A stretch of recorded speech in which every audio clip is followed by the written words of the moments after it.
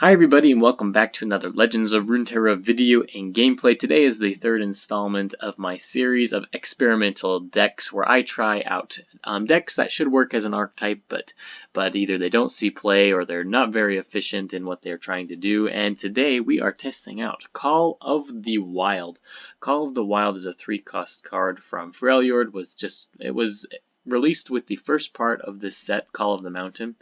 For the top 4 cards in your deck, draw each Yeti, Poro, and Elnuk, then shuffle the rest into your deck. And so when I was constructing this deck, I was really just working around this card and trying to get extreme value out of it and be able to put this in a deck where it works and is efficient. And so we are running Freljord and Piltover Zon together because those two regions have the most Poros, Elnuks, and Yetis. Well, really, Piltover and Zon just has it's like the secondary Poro region for whatever reason. They've decided to do that. So we're including that. We've got Poro Cannon, we've got Counterfeit Copies, Daring Poro, Patched Poro Bot, and we're also running Chief Mechanist Zevi from Piltover Zon. And then all of our other cards are going to be from the Freljord, where we've got the Yeti Yearling, Mighty Poro, Avarosan Trapper. We've got the Ancient Yeti. We're running 2 Ancient Yeti. We have a full set of Iceborne Legacy and Pack Mentality. And yeah, like I said, we're just trying to draw these Poros. We use Pack Mentality and Iceborne Legacy to buff up our units. Use Counterfeit Copies depending on the matchup, on whichever sort of, way we want to win the game, which cards we have in hand. So we could use this on things like the Daring Poro. We can even use it on the Ancient Yeti. Once it becomes reduced cost, you are putting in the reduced cost card back into your deck. So if this costs 1 and you use Counterfeit Copies on it, the 4 copies that are in the deck are 1 cost cards at that point, since it's exact copies. So that's pretty interesting. Now, another thing to note though with the Patched Poro Bot, it is a random new keyword each round. For whatever reason, the keyword will not be the same if you use Counterfeit Copies on the Patched Poro Bot. It will come out as a random keyword still, so just keep that in mind. So I tried that out a couple of times. If the Poro Bot is elusive in your hand and you use Counterfeit Copies on it and you draw it another Poro Bot the next round, it could have a different keyword. So kind of dumb. I don't know why they decided to do that, just kind of the RNG, but the Ancient Yeti still works the same way.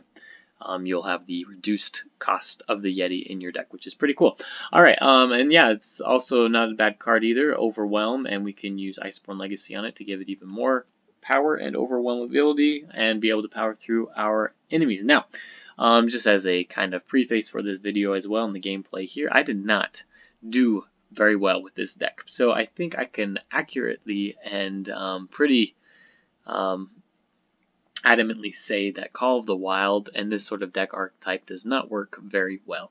It's not a very good archetype. There's a reason why it doesn't exist. The other 2 experimental decks that I had a lot more success than this one.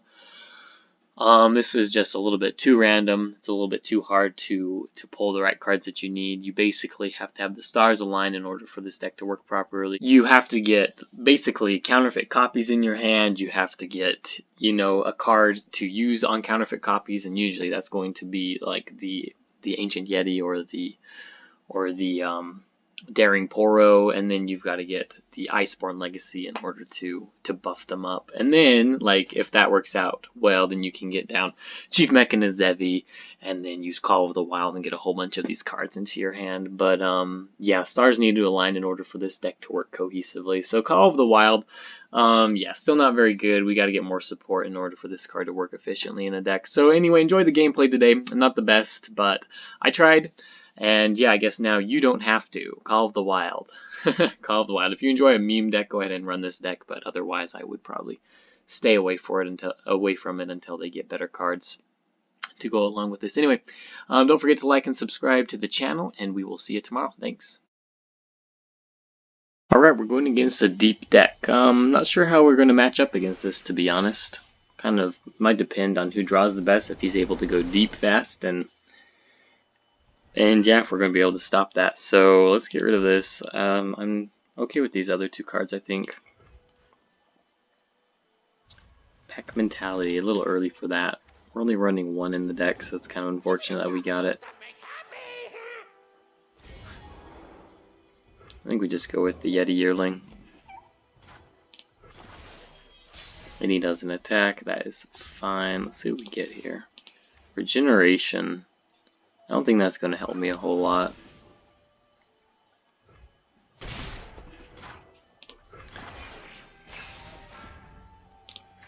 Elusive, there we go. That'll help me just a little bit better. Alright.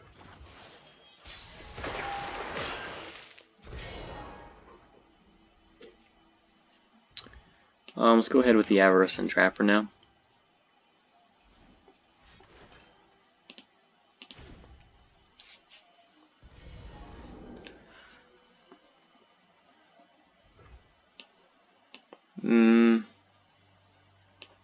Yeah, I think we attack here.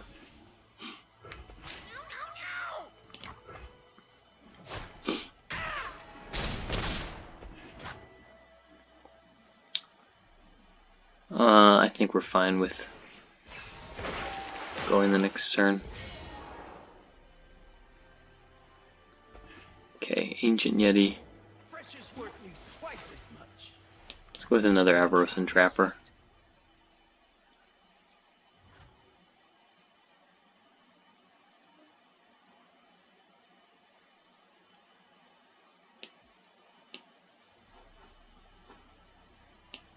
It's interesting he's not attacking anything there.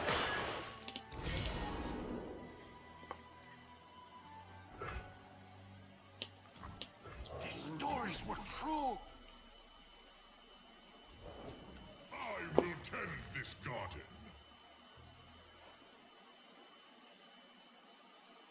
I'm at 8, 7.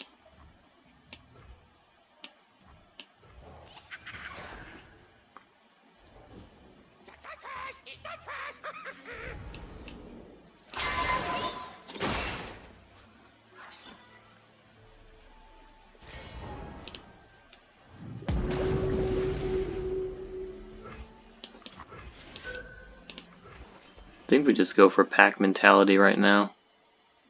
See if he's got a Vile Feast. Yeah.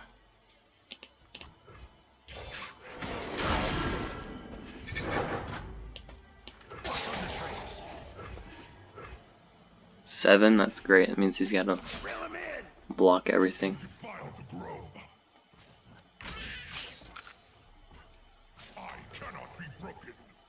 Ooh.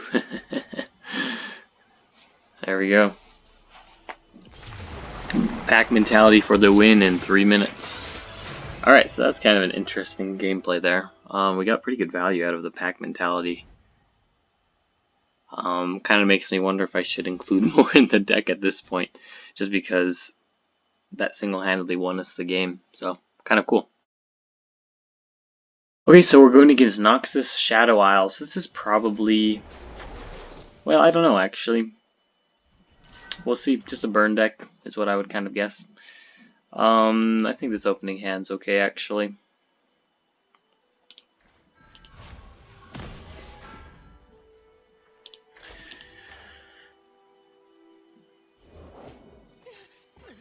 Go ahead and put out our Yeti Yearling. We can trade into this at the very least. Okay, that's fine. See if we get a good keyword here. Overwhelm. You know what? I think it's okay.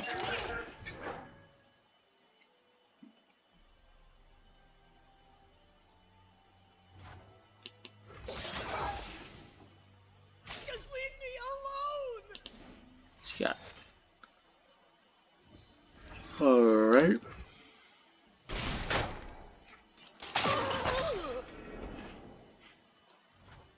In the round there. Iceborne Legacy. Speak, stars. Speak, I say. I think we actually do want to do Tall Tales here. This makes it very hard for him not to block next round. When I open attack here. Just a lot of damage. Okay. What does he want from me? Gotcha. Put down an Avarice and Trapper.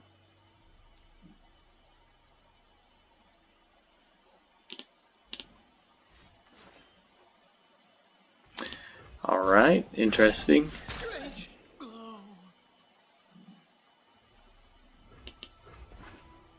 We'll pass.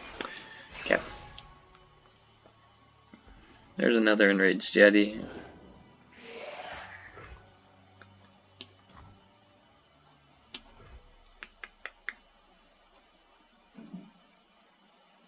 Let's go ahead and put it down. We get pretty good value with that.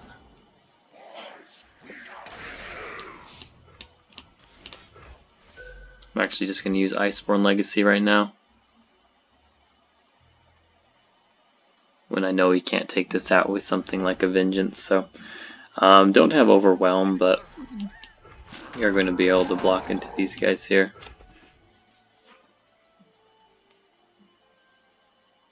Two Vile Feasts will be able to take out my unit.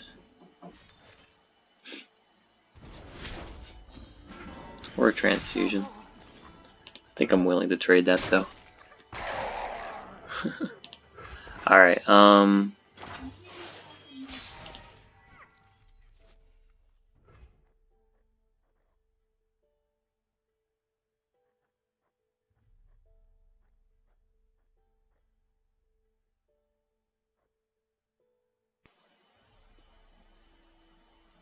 Alright, I think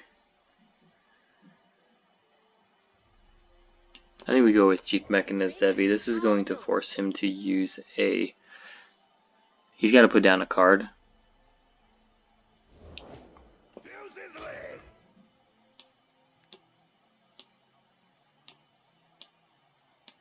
Let me just attack like this. Sure about that? Death doesn't scare me. Sure about that?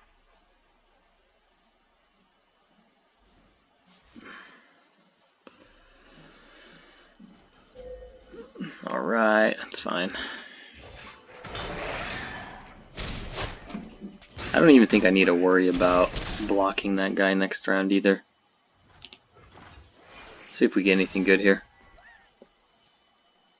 Pack mentality. Doesn't look like it's going to be super good for us. Let's skip. We can use Poro Cannon though. Okay, I'm not going to do anything in case he's got Runation. Okay, now he doesn't, so.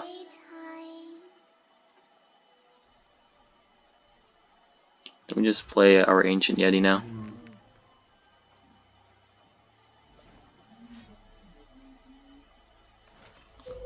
Okay.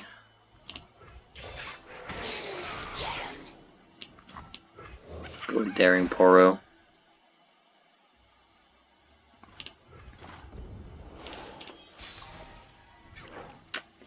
More equipment for the field.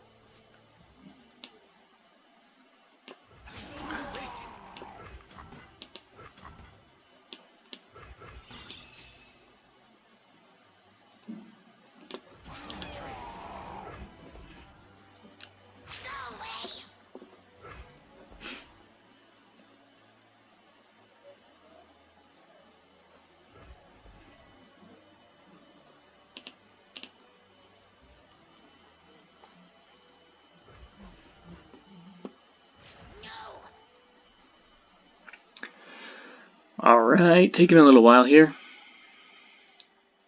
Vile, or not Vile Feast, Withering Well will save him if he's got it. Grasp of the Undying as well. Okay. So now he's just roping, I think, which is annoying. Why would you do that?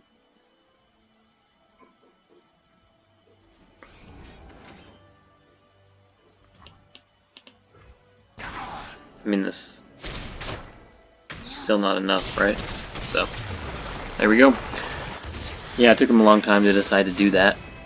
It's kind of annoying. There we go. Got the Chief Mechanist Zevi win there.